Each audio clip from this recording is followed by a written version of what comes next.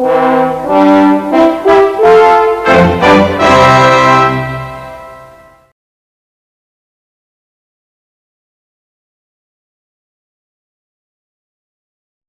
and welcome.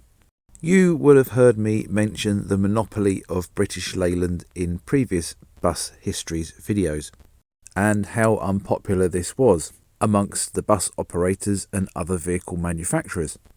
As I mentioned in my other videos, and I will put links into these videos on the top right hand corner by my channel icon, this dislike of Leyland's monopoly gave birth to buses such as the Metro Bus and the Dennis Dominator. In the mid-1970s, there was yet another manufacturer looking at entering the market for building a bus to compete with British Leyland, and this manufacturer was Foden. Foden had been building goods vehicles for many years and have an enviable reputation in the goods vehicle market. Over the years, Foden had also dabbled in the passenger carrying market as well, with several vehicles being built in the 1930s. In 1946, Foden launched its PV chassis range, which could be bodied as a single-decker or a double-decker bus, the double-deckers being PVDs and the single-deckers being PVSs. In 1950, Foden launched the PVR, and this was a rear-engined chassis. And as you can see, looking at this picture, it was well ahead of its time. Unfortunately though, it was over-engineered, which was a thing that Foden seemed to be very good at. And over-engineered meant it was overpriced.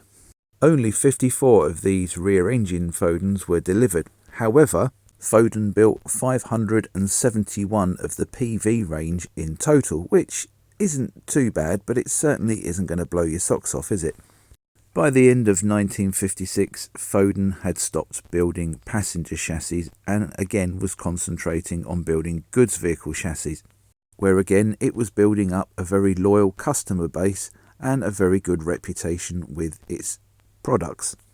Jumping forward to the 1970s, and the long-established coach builder Northern Counties of Wigan were in full production of buses for Greater Manchester Transport. Now, Greater Manchester Transport wasn't their only customer, but it was certainly their main customer. Northern Counties had been established in 1919 by the Lewis family. In 1967, it had taken over Massey Brothers of nearby Pemberton. Similar to how the Dennis Dominator was inspired by Geoffrey Hilditch, the Foden NC project was inspired not only by Northern Counties but also allegedly by Greater Manchester Transport Pte, both who were having concerns about the domination of British Leyland. In 1970, Foden had lost out to Seddons to buy rival truck builder Atkinson, and instead they'd invested $5 million, which is about 60 million today, in upgrading their factory. And this big upgrade was based on the Scania factory in Sweden.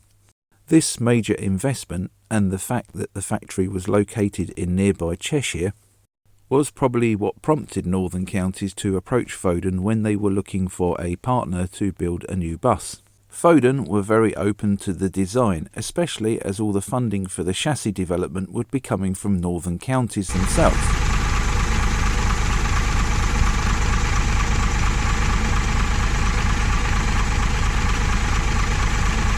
Powered by the busman's favourite, the much-loved Gardner 6LXB engine, coupled to an Allison automatic transmission, which drove through a Foden torque converter.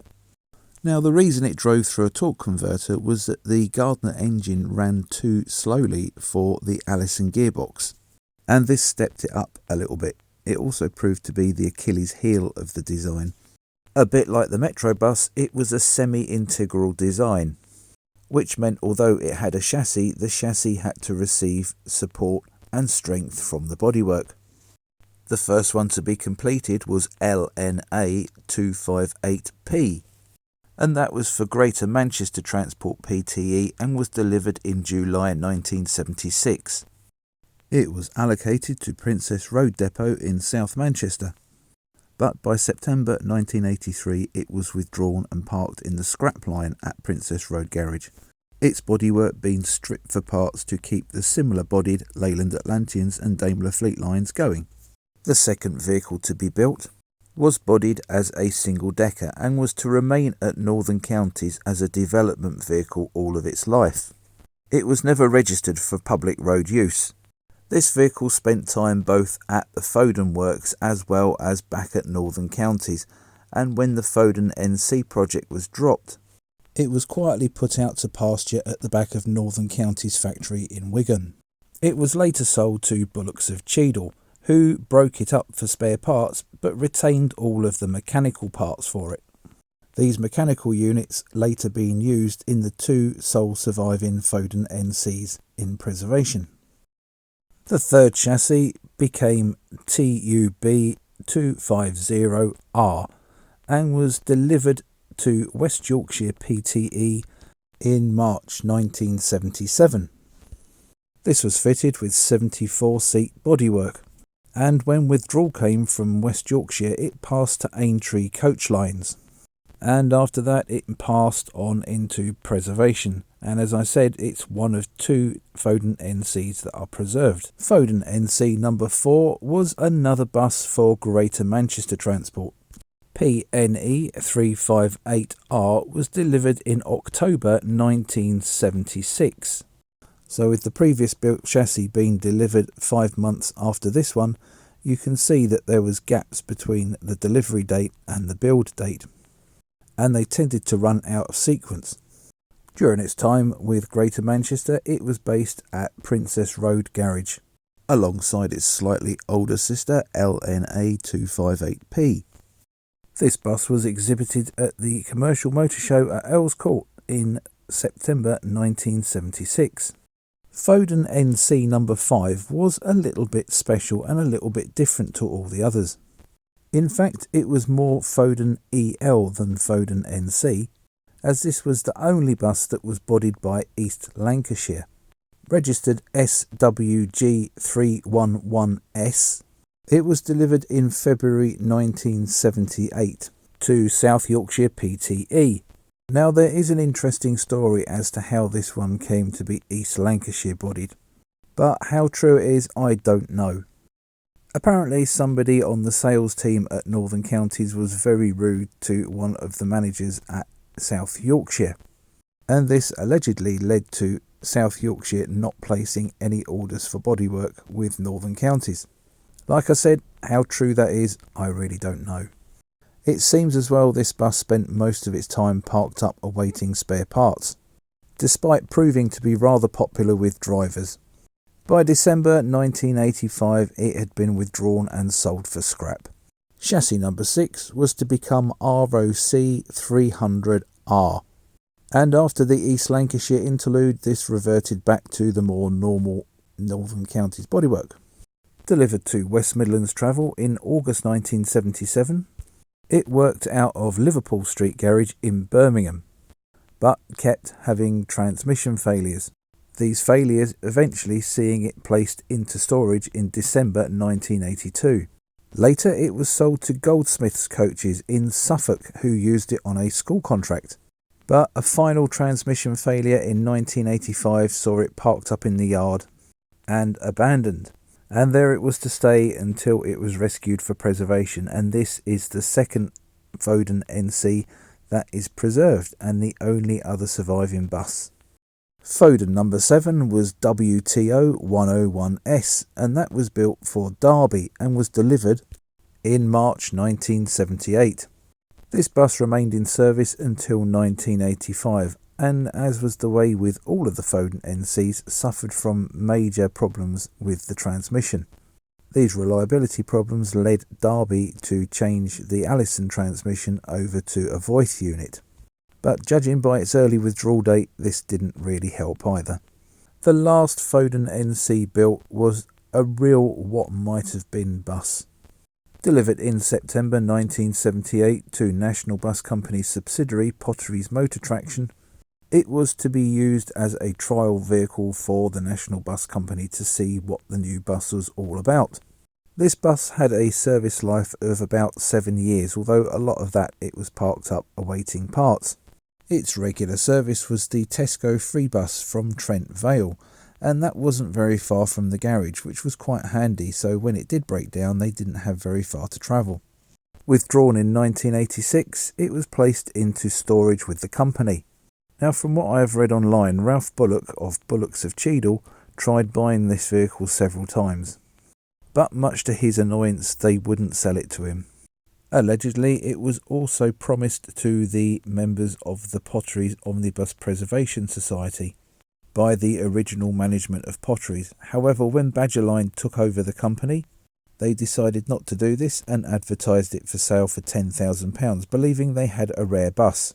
This was in the year 2000, and £10,000 in the year 2000 was quite a lot of money, so there were no takers. And sadly the bus was sold to scrap for £800. And somewhere in there is a moral tale about greed and value. By this time there was a change of management at Foden, and interest in entering the passenger carrying vehicle market seemed to drop off, and the Foden NC project was cancelled with only 8 buses being built. Initially, when they first entered service, things looked quite good. Because they were fitted with a retarder, the life of the brake linings was a lot better than the buses of the period. West Midlands Travel reporting that theirs needed brakes relining after 42,000 miles, which when compared with a Daimler Fleetline of the period, which was 8,000 miles, was really quite good.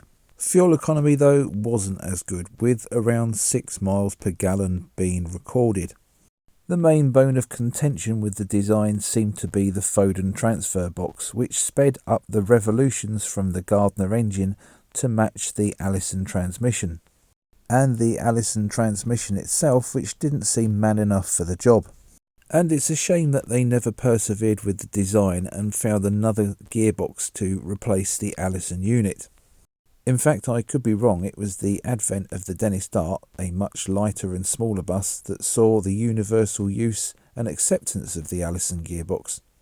But the transfer box and the Allison transmission certainly gave the Foden NC a very distinctive sound when it was actually on the road. The only way I can describe it is it's a little bit of a cross between MCW Metrobus and 1959 tube stock. When you finish watching this video, go and search one of the bus rides here on YouTube and you'll see exactly what I mean. Very distinctive sound. Well, there we go. We've reached the end of the story of the Foden NC. And this episode of Classic Bus Histories is actually quite unique because I don't think there's going to be another episode where I can detail the history of each individual bus that was actually built. Fortunately, it's good to know that we have 2 of these rare buses preserved, and that's due to the brave individuals who decided to take these vehicles on and restore them, as well as the enthusiasm of operators such as Aintree Coaches, Bullocks and Goldsmiths, who decided not to scrap them straight away and let them sit around in their yard for a period of time, or kept the spare parts just in case they were needed. I hope you enjoyed this episode of Classic Bus Histories. If you did, please like and share it amongst your friends and family. And don't forget to subscribe to my channel and press the notification bell so you'll receive notifications of when I make further releases in this series and my other series as well. Thank you very much for watching. Bye for now.